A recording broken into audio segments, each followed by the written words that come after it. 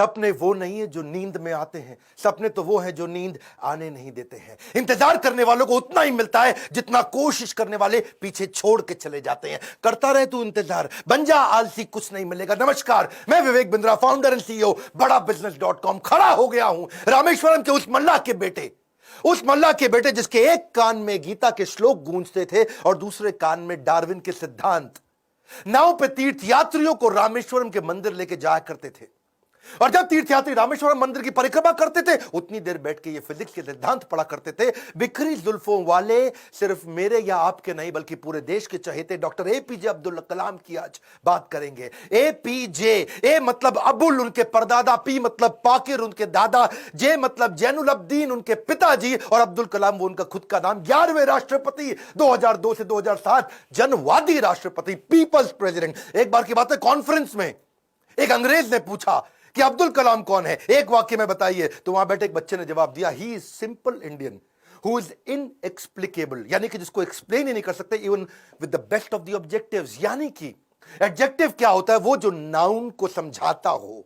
संज्ञा की विशेषता को विशेषण बोलते हैं। दुनिया के सारे विशेषण लगा दो पर उनकी विशेषता को परिभाषित नहीं किया जा सकता। ऐसे थे अब्दुल कलाम। एक बार किसी बच्चे ने उनसे पूछा, सफल होने का क्या मंत्र है? बोले 4 चीजें करनी है, 4 बातें। समझ लो ये वीडियो गेम चेंजर है। 4 बातें। बोला सफल होने के लिए पहले बनाओ बहुत जबरदस्त एम, ग्रेट एम। दूसरा, उस एम के लिए सारी नॉलेज एक्वायर करते जाओ, उसके लिए जो चाहिए नॉलेज एक्वायर कर लो। तीसरा, फिर करो दबा के हार्ड वर्क। और चौथा, परसीवरेंस। हार नहीं माननी है भैया। क्या नहीं माननी? हार नहीं माननी। जीवन को हमेशा ऐसे जियो कि जीवन खत्म होने के बाद भी लोग जिंदगी भर आपको याद रखें, अपनी अपनी जिंदगी तक आपको याद रखें। शुरू से शुरुआत करते हैं। डॉक्टर एपीजे अब्दुल कलाम, 15 अक्टूबर 1931 को उनका जन्म रामेश्वरम के तमिलनाडु में हुआ था। कमजोर आर्थिक स्थिति के एक मुसलमान परिवार में उनका जन्म हुआ। पेशे से उनके पिता नाविक थे, और पिता क्योंकि ज्यादा पढ़े लिखे नहीं थे तो शुरू से उनको काफी तकलीफें आई। एक बार क्लास के अंदर उनका एक दोस्त हुआ करता था जो कि मुख्य पुरोहित को बेटा था, और मुख्य पुरोहित को बेटा जो रामदास शास्त्री अपने इसके साथ में पहली बेंच पे बैठे मास्टर जी नाराज हो गए। ए मुसलमान लड़का प्रमुख शास्त्री के बेटे के साथ पहली बेंच पे कैसे बैठा? उनको लगा कि थप्पड़ पीछे बैठा दिया, भाग पीछे जाकर के बैठ। अब्दुल कलाम चुपचाप जाके पीछे बैठ गए।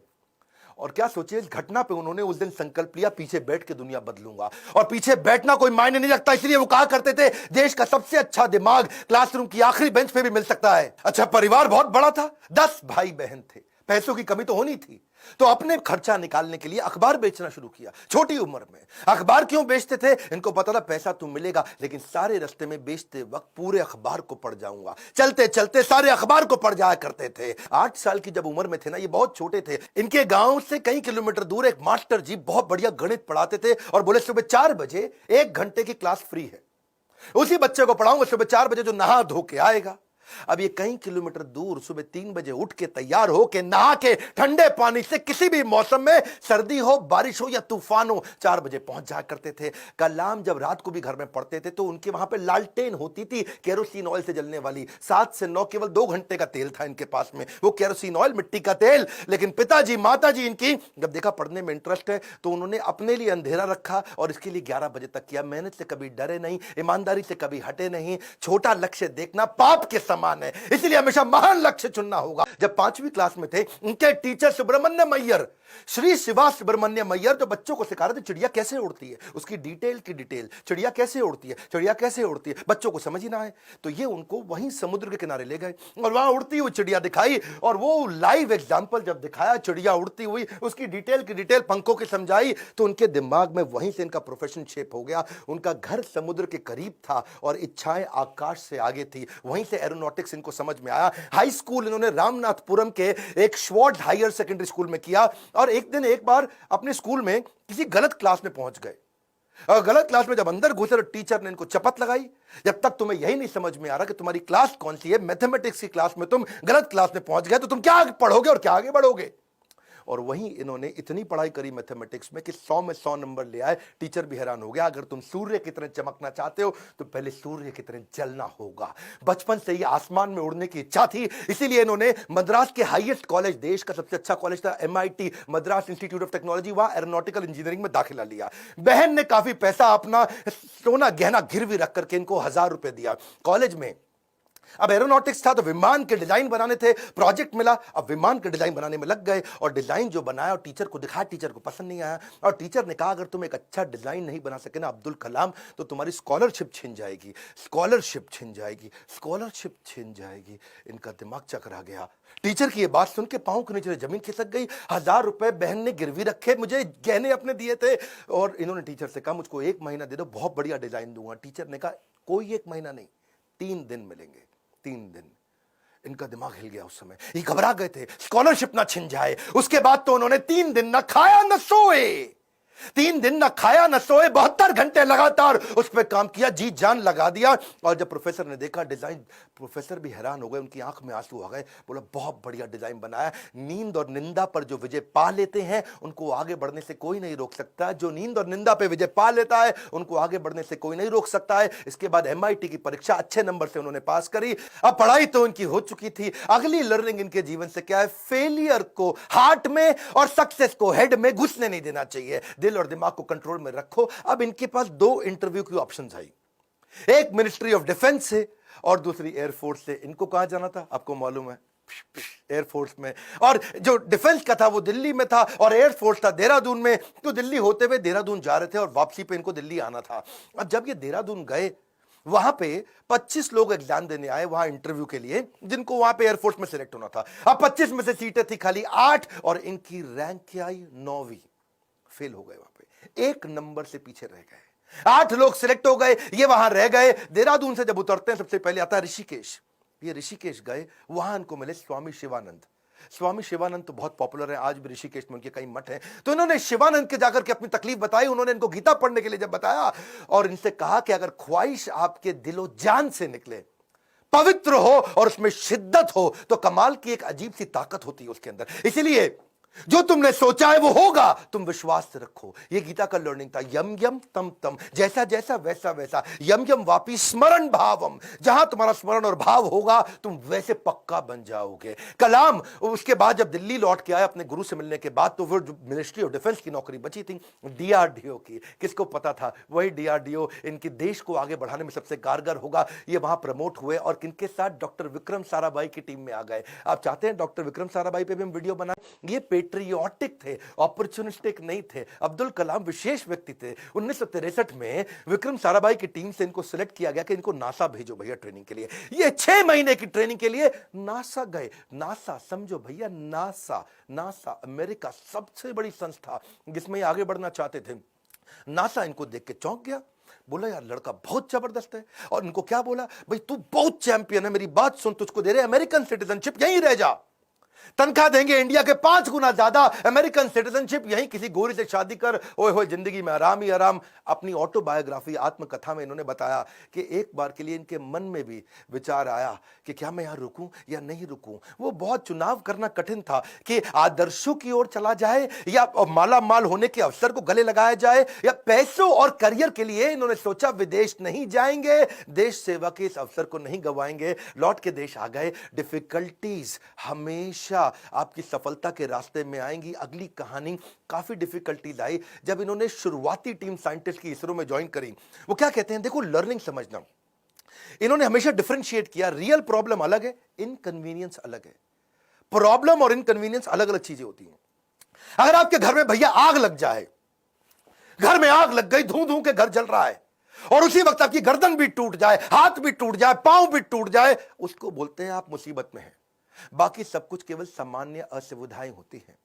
इनके जीवन में इन्होंने असुविधा पे ध्यान नहीं दिया, रियल प्रॉब्लम्स पे ध्यान दिया। असुविधा बहुत आई क्योंकि ये शुरुआती टीम में इसरो की ज्वाइन किए थे। जिंदगी में जितनी बड़ी मुश्किलें होंगी और उन पर अगर आपने काबू पा लिया तो उतना ही बड़ा आपका नाम भी होगा। जब इन्होंने ज्वाइन किया वहां शुरुआती दिनों में, तो सेंट मैरीज चर्च था, कुछ नहीं दिया गया, कोई इन्वेस्टमेंट नहीं थी वहां पे।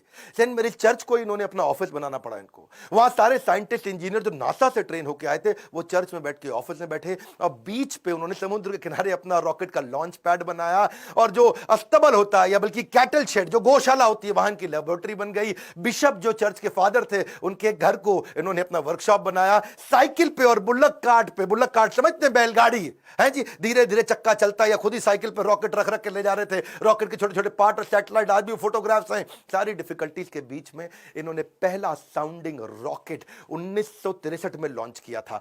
ये इतना मशगूल हो गए भैया काम में, इतना मशगूल हो गए, इनकी सगाई फिक्स हो गई थी।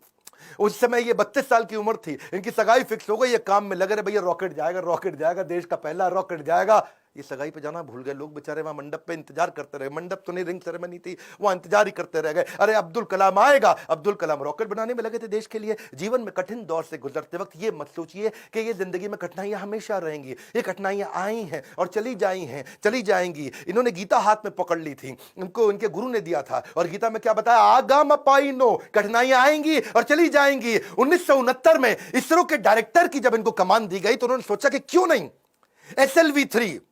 SLV-3 क्या होता है? ये एक होता है सैटेलाइट लॉन्च व्हीकल, यानी कि कभी सैटेलाइट को भेजते हैं तो उसका एक लॉन्च व्हीकल चाहिए होता है।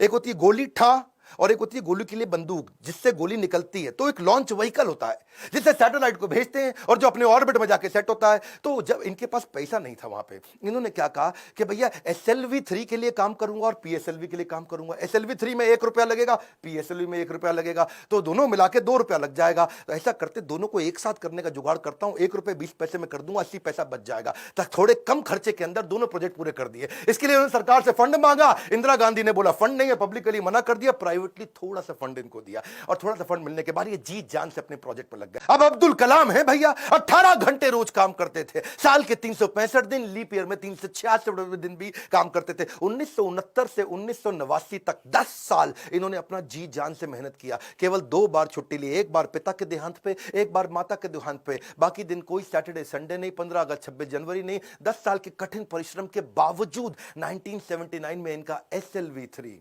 सैटेलाइट लॉन्च व्हीकल फेल हो गया। और जब फेल हुआ तो ये बहुत घबरा गए, क्योंकि उस समय ये इसके ऊपर पूरा देश देख रहा था इनको, पूरी दुनिया की मीडिया देख रही थी इनको, हताश हो चुके थे। और उस परिस्थिति में इनके जो प्रोफेसर सतीश धवन जो चेयरमैन थे उस समय, उन्होंने इनको बुलाया कि आओ अब्दुल कलाम, चलो मीडिया इंतजार कर रही है, वहां जाके बात करना होगा। कलाम घबराए हुए थे, अब सब कुछ मेरे ऊपर आ जाएगा, क्योंकि ये मिशन डायरेक्टर, प्रोजेक्ट डायरेक्टर थे।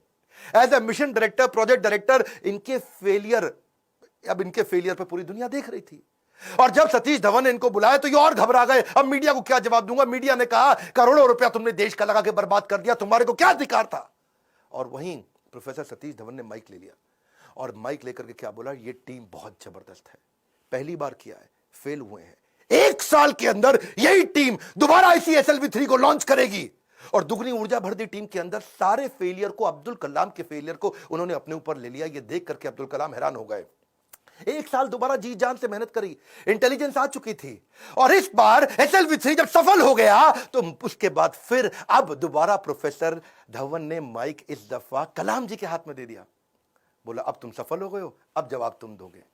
अब्दुल कलाम हैरान हो गए, बोले this is called leadership.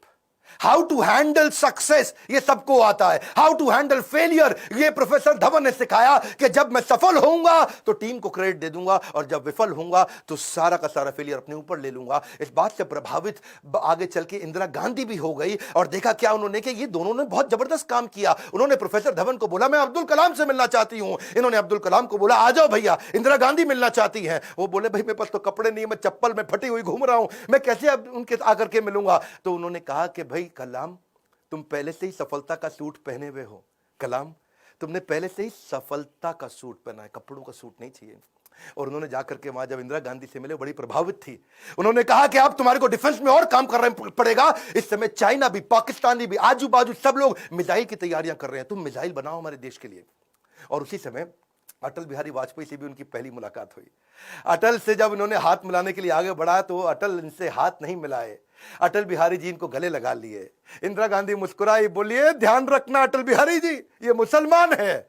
Atal Bihari बोले ये मुसलमान बाद में हैं, पहले हमारे देश के नागरिक हैं और हमारे देश के महान साइंटिस्ट हैं। अब्दुल कलाम उनको देख के बहुत मुस्कुराए। सफलता पे सफलता मिल रही थी, उसका उन्हें इनाम भी मिल रहा था। 1981 में पद्म भूषण अवार्ड दिया, 82 में DRDO का डायरेक्टर बना दिया। डिफेंस की ऑर्गेनाइजेशन DRDO उसके मुख्य पद पे आ चुके थे, पर मन से वो खुश नहीं थे, मन से खुश नहीं थे, क्योंकि जानते थे कि चाइना और पाकिस्तान मिसाइल पे मिसाइल बना रहा है और उन्हें देश की सुरक्षा खतरे में नजर आ रही थी। उस दौरान कमाल की बात देखो, अजीबो गरीब इमेजिनेटिव व्यक्ति थे अब्दुल कलाम जी। उन्होंने महाभारत को पढ़ना शुरू किया और महाभारत में बर्बरीक की कहानी सामने आई, उससे बड़े इंस्पायर्ड हुए। बर्बरीक की कहानी अलग सी ही थी। बर्बरीक कहते हैं कि उनके पास 3 तीर है और 3 तीर से वो क्या करेंगे, पहले तीर में सबको प्रोटेक्ट कर लेंगे, भाई किस किस को प्रोटेक्ट करना है, दूसरे में किस किस को अटैक करना है। मेरी बात समझना, पहले 2 तीर में क्या करेंगे, किसको अटैक करना है उन सबको डिसाइड कर लेंगे, उसके बाजू में किस किस को, सबको थोड़ी पूरा का पूरा शहर उड़ा दें भाई, जिसको प्रोटेक्ट करना है उसको सिलेक्ट कर लिया, जिसको अटैक करना है उसको सिलेक्ट कर दिया, तीसरे तीर में गेम ओवर, खत्म कर दिया। तो उनके पास 3 तीर थे। वहां सोचे यार ये तीर किसको प्रोटेक्ट, किसको अटैक, कैसे जाना है, किधर किधर जाना है, बड़ा गाइडेड तीर है। वहां से उन्होंने इंटीग्रेटेड गाइडेड मिसाइल प्रोग्राम तैयार किया कि क्यों नहीं कोई ऐसी मिसाइल बना दे कि आदमी लेफ्ट भागे तो मिसाइल लेफ्ट चली जाए, आदमी राइट भागे तो मिसाइल राइट चली जाए, और जिस टैंक को उड़ाना वो टैंक आगे निकल गया तो मिसाइल आगे चली जाए। गाइडेड मिसाइल कैसे बनाए, बर्बरीक के उनको इस प्रसंग से इमेजिनेटिव थे। एक इंटरव्यू में बोले कि भगवान कृष्ण के सुदर्शन चक्र से सीखने को मिला। भाई भगवान कृष्ण का सुदर्शन चक्र बड़ा रिमोट कंट्रोल्ड होता है। भाई कृष्ण ने चक्र छोड़ा और सामने वाले के पास जाके पहले चक्कर रोक दिया, जितनी देर पहले बातचीत करनी है बातचीत कर लिया, चक्कर घूमे जा रहा है, और जब बोलते खत्म करो अटैक करो तो चक्कर मारा उसको और वापस आ गया। तो बोले यार ये बड़ा सिस्टम है, बड़ी एडवांस टेक्नोलॉजी थी। तो वहां से उनको इंटीग्रेटेड गाइडेड मिसाइल ये मॉडल उन्होंने शुरू किया और उसके बाद उन्होंने एक के बाद एक मिसाइल की झड़ियां लगा दी। देखो, who dare to imagine the impossible are the ones who will break all human limitations. Imagination के बारे में वो हर कॉलेज में लेक्चर दिया करते थे। 1985 में उन्होंने त्रिशूल नाम की मिसाइल लॉन्च करी, फिर उन्होंने पृथ्वी लॉन्च करी 1988 में। 89 में अब अग्नि के पीछे लगे हुए थे। उन्होंने आकाश भी कर दिया, नाग भी कर दिया, अग्नि नहीं होती थी उनसे, अग्नि में बार बार फेल हो रहे थे। अग्नि मिसाइल ये बड़ी इंपॉर्टेंट प्रोजेक्ट था, लेकिन देश भर में अब लोगों ने क्वेश्चन करना शुरू कर दिया। लोग अपने अपने हिसाब से इसका अलग अलग मतलब निकाल रहे थे, भाई क्यों फेल हो रहे हैं। अमूल ने तो वहां पे एक ऐड लगा दी और अमूल कहता है जी अग्नि मिसाइल के अंदर तुम्हारा पेट्रोल कम पड़ जाता तो अमूल का बटर डाल लो। लोगों ने मजाक बनाना शुरू कर दिया और बार बार लोगों के सवालों के कारण ये बहुत सीरियस थे। और उसी 89 के एंड आने से पहले पहले इन्होंने अग्नि को भी सफल बना दिया। बार बार असफल होने पर भी उत्साह न खोना ही सबसे बड़ी सफलता है। बाकी सारे शक्तिशाली देशों को वो देख रहे थे, वो मिसाइल लॉन्च कर रहे थे, दूसरे महाद्वीप पे कैसे अटैक कर सके, इंडिया से मिसाइल छोड़े यूरोप तक पहुंच सके, अमेरिका तक पहुंच सके, दूसरे महाद्वीप तक पहुंच सके। सब लोगों ने बड़ी तैयारी करी। इन्होंने 89 में अग्नि को जब लॉन्च किया तो रशिया, यूएस, चाइना, फ्रांस और यूके के बाद भारत छठा देश था जिसने इतने पावरफुल मिसाइल्स बनाए। मेरी बात समझिए, दुनिया भर के 250 देशों को पीछे करके अब्दुल कलाम थे जिन्होंने भारत को छठे रैंक पर लाके खड़ा किया। ये कहते थे मिसाइल यूज नहीं करना है, लेकिन विराट रूप तो दिखाना है ना अपना। 10वें अध्याय के बाद जब भगवान कृष्ण ने देखा कि अर्जुन उबासी ले रहा, अर्जुन सीरियस नहीं ले रहा, तो मैं विराट रूप दिखाऊं। और जब कृष्ण ने विराट रूप दिखाया, कृष्ण ने मारा नहीं, किसी को विराट रूप दिखाया, अर्जुन एकदम लाइन पे आ गया, बात समझ आ गई बात। इसीलिए कभी कभार बाजू का पाकिस्तान, चाइना जब आंख दिखाए तो विराट रूप दिखा दो, थोड़ी मिसाइल छोड़ देंगे, विराट रूप दिखा दो, अपने आप लाइन पे आया है, समझ आ गया, वापस आ जाओ, सॉरी। तो ऐसा अब्दुल कलाम जी ने स्ट्रांग बनाया। उनकी मेहनत 1993 में और रंग लाई जब पीएसएलवी को भी उन्होंने सफल कर दिया। आज वही कलाम जी की देन है कि पीएसएलवी से हमने 10 रुपए किलोमीटर के कम खर्च पे भी मंगल तक सफर पूरा कर लिया जी। 2014 में हॉलीवुड की मूवी में जितना खर्चा था उससे कम के अंदर तो हमने मंगल का सफर कर लिया। 2017 में ये अब्दुल कलाम जी थे जिनके चलते 104 सैटेलाइट एक रॉकेट से लॉन्च किए। दुनिया में सबसे सस्ता अफोर्डेबल प्रोग्राम ये अब्दुल कलाम जी की देन थी। 1979 में वही कलाम थे, वही भारत था, कोई देश मदद नहीं कर रहा था। ये 1979 था और आज 2017 में ये कलाम जी की देन है जब दुनिया भर के देश इंडिया के पास आए, भाई हमारा भेज दो यार, अपने रॉकेट में हमारा भी भेज दो। हमने यूएस की मदद करी, नीदरलैंड की करी, स्विट्जरलैंड की करी, इजराइल की करी, कजाकिस्तान की करी, यूएई की करी और हमारे 100 मिलाकर के 104 सैटेलाइट एक साथ भेजे थे। ये अब्दुल कलाम जी की देन है। अच्छा वापस चलते हैं 93 के पीएसएलवी जब उन्होंने इसको सफल बनाया, उसी समय न्यूक्लियर पावर की बातचीत दुनिया भर में बहुत हो रही थी। इन्होंने देखा कि भाई अमेरिका धमकियां भी बहुत दे रहा था। अब बात यह है कि धमकियों से डरना पुरुषार्थ से बेईमानी है और जो देश के लिए कुछ भी कर गुजरे वही सच्चा हिंदुस्तानी है। कलाम जी सच्चे हिंदुस्तानी थे। उन्होंने 3 तरकीबें अपनाई। पहली, जितने भी अपने साइंटिस्ट हैं उनको आर्मी की वर्दी में डाल दो, सैटेलाइट को समझ ही ना है कि भैया तो नॉर्मल आर्मी घूम रही है, ये कोई साइंटिस्ट थोड़ी है, ये तो नॉर्मल आर्मी है, पहला।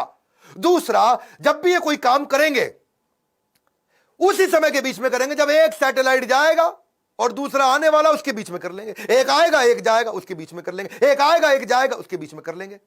तो ये उतने ही टाइम में तैयारी करते थे। और तीसरा, काम खत्म होने के बाद जमीन को एकदम साफ सुथरा ऐसे सेट करते थे, जब सैटेलाइट आएगा पता ही नहीं चलता कुछ हुआ यहाँ पे, ओए आर्मी वाले आराम से घूम रहे हैं। अमेरिका को पता नहीं लगने दिया। 1992 से 97 लगातार उन्होंने काफी काम किए। आसपास के गांव और अन्य लोगों को कभी नहीं पता चला कि यहां हुआ क्या है, और यही मेहनत उनकी रंग लाई। 1998 में भारत ने ऑपरेशन शक्ति के नाम से परमाणु परीक्षण कर दिया, चुपचाप कर दिया। आज इन्हीं प्रयासों से भारत परमाणु समृद्ध बन पाया है। 5 देश थे उस समय में, फ्रांस था, यूएस था, रशिया, यूके और चाइना। ये 5 देश थे। हमें किसी से दिक्कत नहीं थी, हमें चाइना से दिक्कत थी, क्योंकि चाइना चुपचाप उस समय पाकिस्तान को भी परमाणु शक्ति दे रहा। अब कलाम जी का राज्य अभिषेक होना था, जैसे भगवान राम का राज्य अभिषेक हुआ 14 साल के वनवास के बाद में। और भगवान राम जब वापस आए और उनका अभिषेक, तो अभिषेक के समय पर उनके भाई ने उनसे पूछा कि आप किस किस को राज्याभिषेक में बुलाना चाहते हैं। तो भगवान ने बोला 14 साल में था नहीं, मेरे यहाँ कोई दोस्त है नहीं, और जो हमारे दोस्त थे उन सबको आप जानते ही हैं, आपने सबको इन्वाइट कर ही लिया होगा। और इतने में भगवान राम ने कहा हाँ, पर इस वनवास के दौरान मेरा एक दोस्त बना था। वही शुरुआत के जो साल थे, उन दिनों एक नाविक हमें नदी पार कराया करता था, केवट। वो केवट ने हमारी बहुत मदद करी है, वो हमारा मित्र है। उस केवट को बुला के लाओ राज्याभिषेक में। और केवट को लाके सबसे आगे भगवान राम के उस राज्याभिषेक में बुलाया गया था।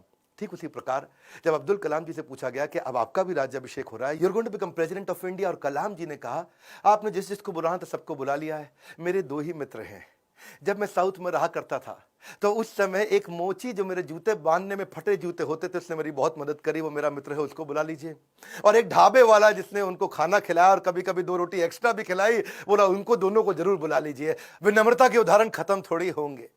आमतौर पर जब व्यक्ति बड़ा होता है या राष्ट्रपति बन जाता है तो कहीं कहीं ट्रक लेकर के राष्ट्रपति भवन जाता है और कहीं मल्टीप्लाइड एक्स्ट्रा ट्रक लेकर के बाहर निकलता है। पर अब्दुल कलाम जी केवल एक मात्र ऐसे राष्ट्रपति थे जो 2 सूटकेस से भवन में गए थे और निकलते वक्त 2 ही सूटकेस लेकर के भवन से वापस आए थे। उनकी कुल संपत्ति में क्या था? कुछ नहीं था। एक रामेश्वरम में उनका पैतृक घर जो उनके पिता ने बनाया था, 2500 उनकी किताबें, एक वीणा जिसको बजाने में उनको बड़ा आनंद आया करता था, वीणा बहुत बजाते थे, एक उनकी कलाई की घड़ी, एक सीडी प्लेयर जिसमें वो भजन सुना करते थे, एक लैपटॉप था, 6 कमीजें जिनमें 3 तो डीआरडीओ की दी थी, 3 उनकी खुद की थी, 4 पेंट थी टोटल जो 2 डीआरडीओ की दी थी, 2 उनकी खुद की थी, 3 सूट थे और 1 जोड़ी जूता। हाँ, लेकिन उनके पास खास बात क्या थी? 40 डॉक्टरेट थी। खुद पीएचडी की पढ़ाई कभी नहीं करी, कोई मेडिकल पीएचडी की पढ़ाई नहीं करी, पर जिस यूनिवर्सिटी जाते थे लोग उन्हें डॉक्टरेट देते थे। लॉ, इंजीनियरिंग, साइंस, कितनी तरह की doctorate, Padma Bhushan, Padma Vibhushan, Bharat Ratna, Veer Savarkar award, Ramanujan award, कई प्रकार के उनको अवार्ड मिले।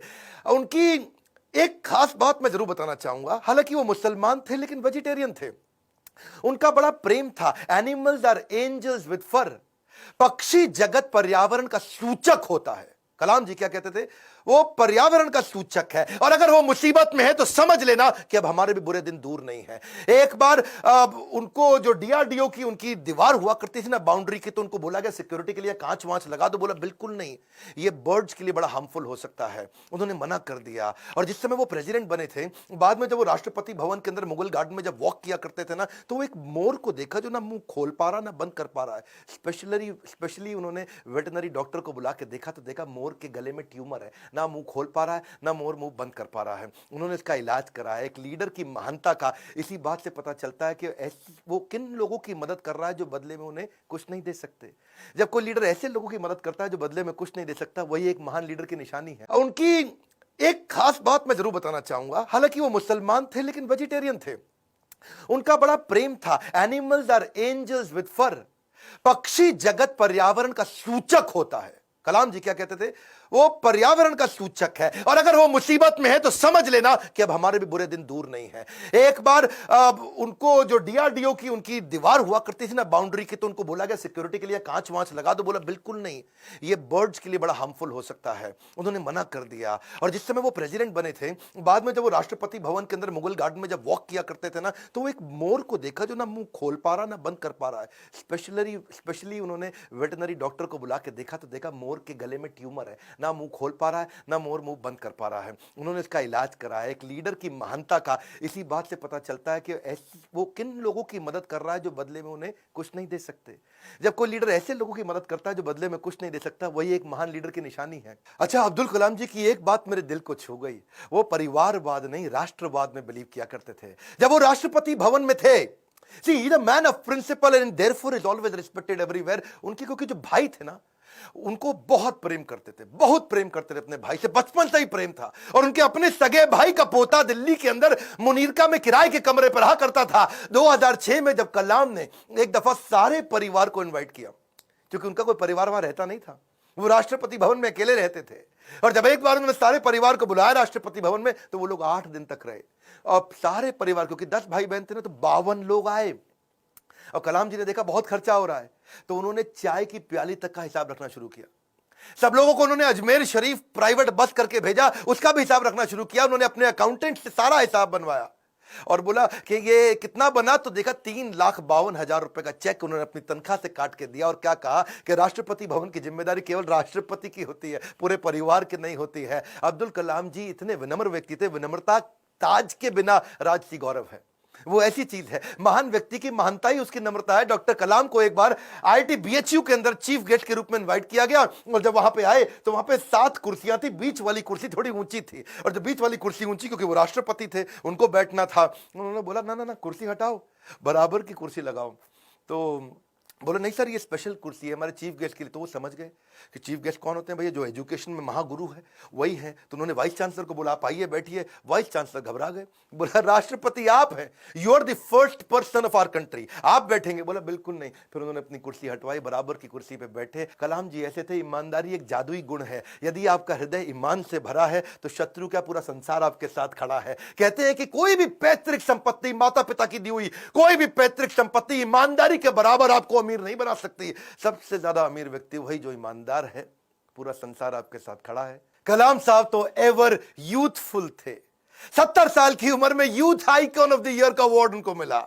हमेशा जीवन में भगवत गीता और कुरान दोनों साथ में रखते थे। 83 वर्ष की उम्र में उन्होंने रिटायर नहीं किया, रिट्राई किया। He was not tired, he was inspired, he was not tired up, he was fired up। आंखों में रोशनी तो उनकी कम हो रही थी, पर युवाओं के भविष्य को रोशन करने में लगे थे। उनके शरीर के पांव के कदमों की गति कम हो गई थी, पर देश की समृद्धि की गति को बढ़ाने में लगे हुए थे। एक असाधारण, एक अनोखा, अस्वाभाविक, अलौकिक व्यक्तित्व के 2015 में हमेशा के लिए हमको अलविदा करके चले गए। और कहां गए? उसी IIM शिलोंग के अंदर आखिरी लेक्चर देते वक्त जैसे क्षत्रिय अपने युद्ध के मैदान में लड़ाई करते हुए वीर गति को प्राप्त करता है, ऐसे ही IIM शिलोंग के अंदर लेक्चर देने के बाद तुरंत वहीं लेक्चर देते वक्त जो कल था वो आज नहीं है, जो आज है वो कल नहीं होगा, वैसे ही इस ब्रह्मांड में दूसरा कोई कलाम नहीं होगा। स्विट्जरलैंड जैसा देश जो साइंटिफिक रिसर्च के मामले में 8वें पायदान पे आता दुनिया में, और जब वो 26 मई कलाम स्वयं जब उनके देश गए थे तो वही स्विट्जरलैंड उसको साइंस डे के रूप में मनाता है। UN उनके जन्मदिन को UNO कहता है कि इसको हम वर्ल्ड स्टूडेंट डे के रूप में मनाते हैं। बन जाती है परिभाषा भारत के सम्मान की जब जब बात होती है श्री APJ अब्दुल कलाम की। अब्दुल कलाम जी रेस्ट इन पीस नहीं है, बट रेस्ट इन मी है। अब्दुल कलाम जी आप लौट गए, आप कैसे आएंगे? अगर आप नहीं आएंगे तो आपके शिक्षा के रूप में तो आप हमारे साथ हैं।